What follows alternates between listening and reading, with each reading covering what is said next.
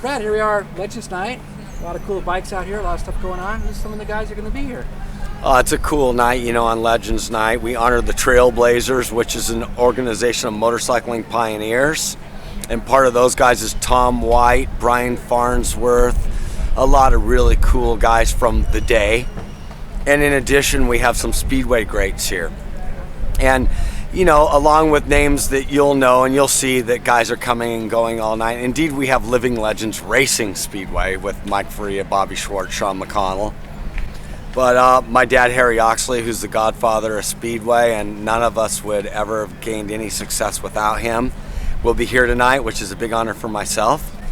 And Bruce Penhall is being honored in the Motorsports Hall of Fame. So we're going to welcome and talk about that tonight because that's very important. The Motorsports Hall of Fame has hardly any motorcyclists in it.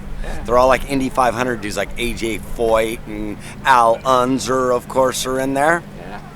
But now Bruce Penhall has joined them, so that's real cool. And Ivan Major, who is on the books, the greatest speedway racer ever, 7-time world speedway champion, 4-time long track champion. No one else has really even got close to that, is here.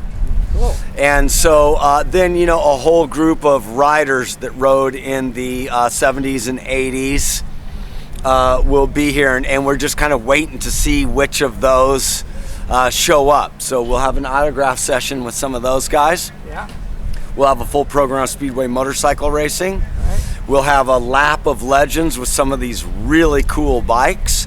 Billy Hamill is on the program, who has to be mentioned as a legend of Speedway. In my opinion, the most exciting Speedway racer that I have the privilege of watching. I love to see Billy Hamill, and that will make the show super special. Yeah. So I just think all around it's kind of building up to be a fun and exciting show with just a lot of great guys that we owe the longevity of the Costa Mesa Speedway to personalities like the people who we are honoring tonight. And I see there's some custom bikes out here. I saw a bike 1912, and there's some old Speedway bikes and stuff. It's like... There's this 1912 Pierce over here. Yeah. There's these really cool Joker Machine road racing bikes that are just too nice to even be sat on, that they actively race in a vintage racing series. Yeah. There is these beautiful Bobby Schwartz's beautiful ESO, which is so original and authentic. It wins first place in almost every bike show it goes to, even against bikes that are valued at, way more, 10 times. Yeah. It's just so rare and cool. And Jack and Cordy's authentic championship winning JAPs are here, the ones that they actually rode in Wembley, England in the 1937 World Championship, which is what a lot of the glory of American Speedway and Costa Mesa Speedway all goes back to the 1937 World Championship, where Americans finished first, second, and third. Wow. And that was amazing at the time because the favored riders, they weren't even among really the favored riders, and they were, who are these guys? Right, from right. Pasadena, California. And that was Jack Milne first place, Cordy Milne second place, and Lammy Lamoureux third place, all childhood friends. Wow. So it's a really, really cool night, and I think you'll see, even though we have a hard time in the past getting a good crowd out here for this great night, we'll see how that goes tonight, but for sure we will have an awesome crowd of just really worthy competitors who are just great guys and deserve to have this honor, in the memory of what they've done. Right. I'm so much looking forward to it, and because of that, the riders back in the pits are super keyed up, and a lot of people want to win this Jack Milne Cup. The Jack Milne Cup is the Queen's Coronation Cup from 1935. When the Queen Mum was coronated, that's their process of putting her into power. Yeah.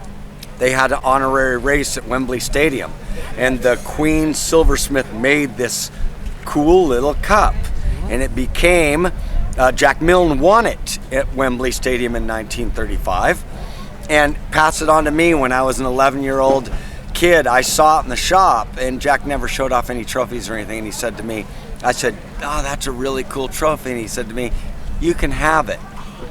It sat in my bedroom for 30 years. Really? Finally, I decided, after Jack had passed away in 1995, that it would be, of course, no one deserves the honor of having a cup race in their memory more than our founder and inspiration, Jack Milne. Right. So I took this Queen's Coronation Cup that had been on the counter. I took it down to our local silversmith. The guy looked at the markings. He goes, man, this came from the Queen's foundry.